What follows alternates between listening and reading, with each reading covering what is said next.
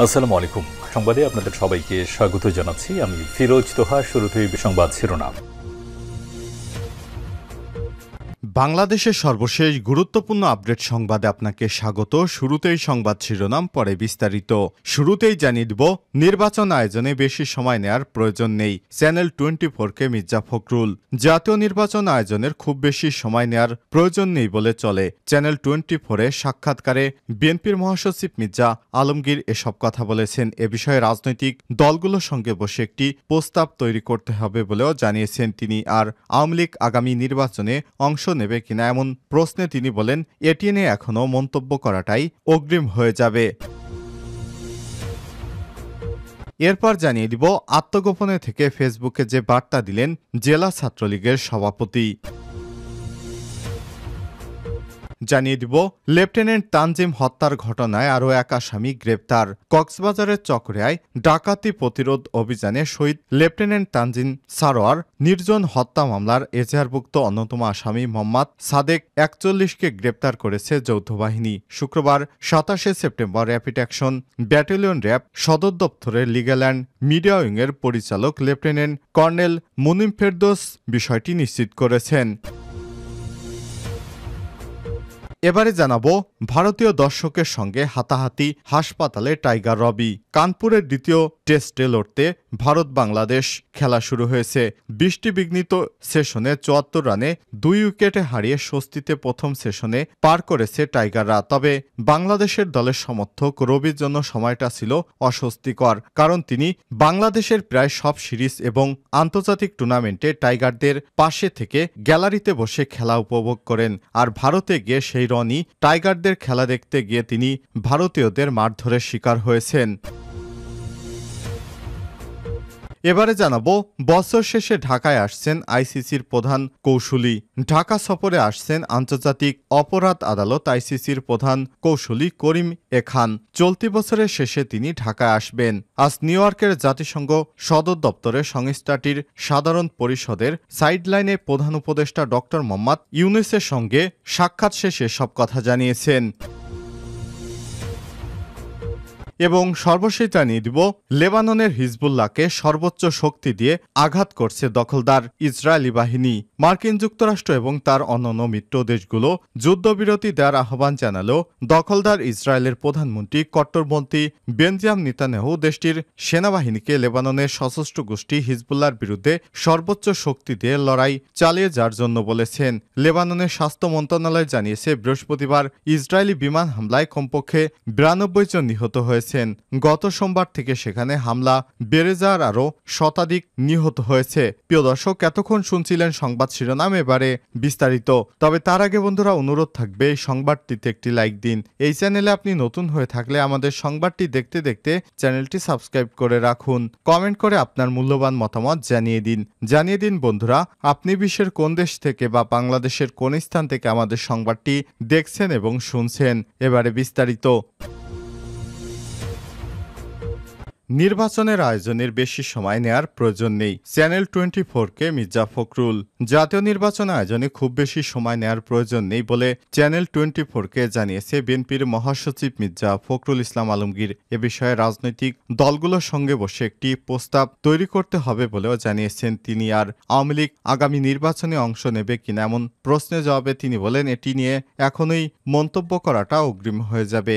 বিএনপির মহাসচিব মির্জা ফখরুল ইসলাম আলমগীর, যার রাজনৈতিক পথ পরিক্রমাটা দীর্ঘ, তবে যতটা রাজনীতিবিদ হয়ে উঠেছেন তার থেকে বরং নিপাট ভদ্রলোক হয়ে উঠেছেন বেশি। সমকালীন রাজনীতিবিদদের থেকে যার পরিচয় অনেকটাই আলাদা। গত 5ই আগস্টের পর রদবদলে যা বাংলাদেশ নিয়ে চ্যানেল 24-এর মুখোমুখি হয়েছেন বিএনপির মহাসচিব মির্জা ফখরুল ইসলাম আলমগীর। অন্তর্বর্তীকালীন সরকার এবং সংস্কারের নানা উদ্যোগ নিয়ে খোলামেলা কথা বলেছেন তিনি। জানিয়েছেন নির্বাচনের নানা বিষয় নিয়ে কথা বলেছেন। জানিয়েছেন নির্বাচনের জন্য অন্তর্বর্তীকালীন সরকারকে ঠিক কতদিন সময় দিতে চান তারা। মির্জা ফখরুল ইসলাম বলেন, আমার কাছে মনে হয় না খুব বেশি সময়ের প্রয়োজন। এখানে যেটি প্রয়োজন তাৎক্ষণিক, আমি যা মনে করি রাজনৈতিক দলগুলোর সঙ্গে কথা বলে তাদের মতামত নিয়ে আমাদের প্রস্তাবগুলো নিয়ে একসঙ্গে বসে একটি প্রস্তাব তৈরি করবেন। তারা নির্বাচনের জন্য একটি উপযুক্ত পরিবেশ তৈরি করবেন, যেটাকে আমরা বলছি লেভেল প্লেয়িং ফিল্ড। আর এর জন্য প্রয়োজন নির্বাচন কমিশনকে সঠিক করা। দীর্ঘদিন জোট সঙ্গী জামাত ইসলামের সঙ্গে কি দূরত্ব বাড়ছে বিএনপির, এমন প্রশ্নের জবাবে সোজাসাপটা জবাব দিয়ে বিএনপির মহাসচিব বলেছেন, এ ব্যাপারে তিনি বলেন, জামাত ইসলাম আর বিএনপি কখনোই একটি দল ছিল না। দেশে ফ্যাসিবাদের যে আগ্রাসন এবং অত্যাচার ছিল তা মোকাবেলা করার জন্য আমরা অনেকগুলো রাজনৈতিক দল একত্র হয়েছিলাম। প্রথমে 4 দল ছিল, তারপর এলো 20 দল, যেখানে জামাত ইসলাম এর একটি অংশ ছিল। সেই হিসেবে আমরা একসঙ্গে কাজ করেছি।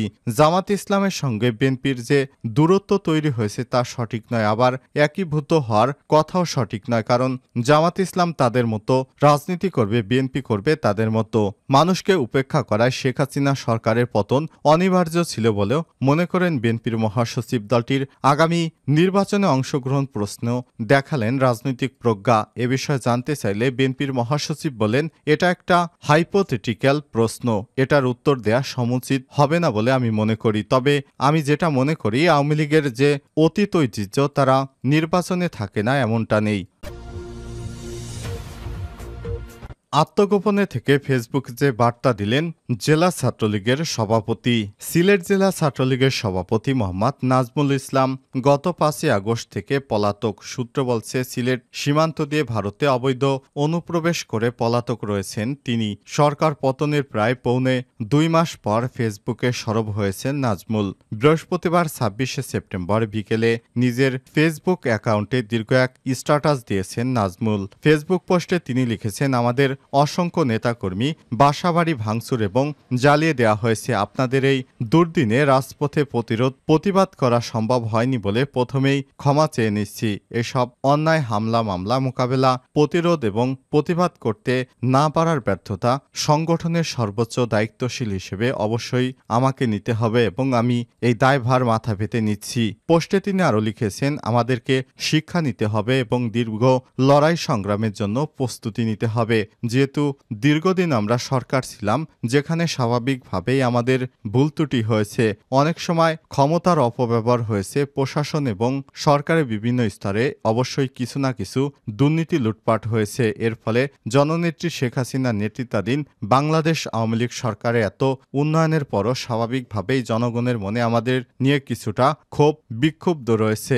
এই ক্লান্তিকাল অতিক্রম করতে হলে আমাদেরকে অবশ্যই আত্মসমালোচনা, আত্ম উপলব্ধি করতে হবে। পাশাপাশি সুপরিকল্পিতভাবে ভবিষ্যতে কর্মপরিকল্পনা গ্রহণ করতে হবে এবং অতীতের ভুল ত্রুটি শুধরে নিজেদের ঐক্যবদ্ধ করে একসাথে সম্মিলিতভাবে রাজপথে ঝাঁপিয়ে পড়তে হবে।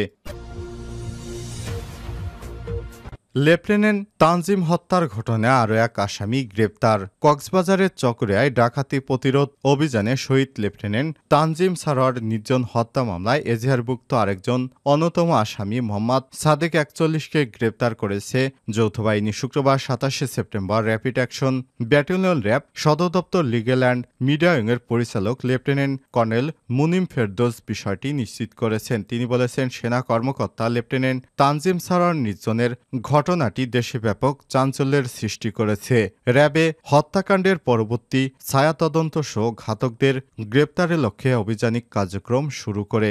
ঘটনার বিষয়ে সেনাবাহিনী বাদী হয়ে চকরিয়া থানায় একটি হত্যা মামলা দায়ের করে। এরই ধারাবাহিকতায় র্যাব 15 সদর ব্যাটালিয়নের একটি চৌকস অভিযানিক দলের নেতৃত্বে যৌথ বাহিনী চকরিয়া থানার ফাঁসিয়াখালীতে অভিযান চালিয়ে মোহাম্মদ সাদেককে গ্রেপ্তার করতে সক্ষম হয়। ভারতীয় দর্শকদের সঙ্গে হাতাহাতি হাসপাতালে টাইগার রবি। ভারতের কানপুরে দ্বিতীয় টেস্টে লড়ছে ভারত বাংলাদেশ। বৃষ্টিবিঘ্নিত সেশনে 74 রানে 2 উইকেট হারিয়ে স্বস্তিতে প্রথম সেশন পার করছে টাইগাররা। তবে বাংলাদেশ দলের সমর্থক রবির জন্য সময়টা ছিল অস্বস্তিকর। বাংলাদেশের প্রায় সব সিরিজে এবং আন্তর্জাতিক টুর্নামেন্টে টাইগার বেশে গ্যালারিতে দেখা যায় তাকে, এজন্য টাইগার রবি নামে বেশ পরিচিত তিনি। শুক্রবার 27শে সেপ্টেম্বর ভারতের কানপুরে ম্যাচ চলাকালে ভারতীয় দর্শকদের সঙ্গে হাতাহাতির ঘটনায় আহত হন বাংলাদেশি সমর্থক রবি। পরে নিরাপত্তা কর্মীরা তাকে নিরাপদ স্থানে নিয়ে যায়। শেষ খবর পাওয়া পর্যন্ত প্রাথমিক চিকিৎসা দিতে হাসপাতালে নেওয়া হয়েছে তাকে। বছরের শেষে ঢাকা আসছেন আইসিসির প্রধান কৌঁসুলি। ঢাকা সফরে আসছেন আন্তর্জাতিক অপরাধ আদালত আইসিসির প্রধান কৌঁসুলি করিম এ খান। চলতি বছরের শেষে তিনি ঢাকা আসবেন। বৃহস্পতিবার ২৬শে সেপ্টেম্বর নিউ ইয়র্কে জাতীয় সংসদ সদর দপ্তরের সংস্থাটির সাধারণ পরিষদের সাইডলাইনে প্রধান উপদেষ্টা ড. মোহাম্মদ ইউনূসের সঙ্গে সাক্ষাতে তিনি এসব কথা জানান। বৈঠকে করিম এ খান ২০১৯ সালে আইসিসির শুরু করা রোহিঙ্গা বিতাড়ন তদন্তের সর্বশেষ অগ্রগতি সম্বন্ধে ড. ইউনূসকে অবহিত করেন। এ সময় বছরের শেষের দিকে বাংলাদেশ সফরের কথা জানিয়েছেন তিনি।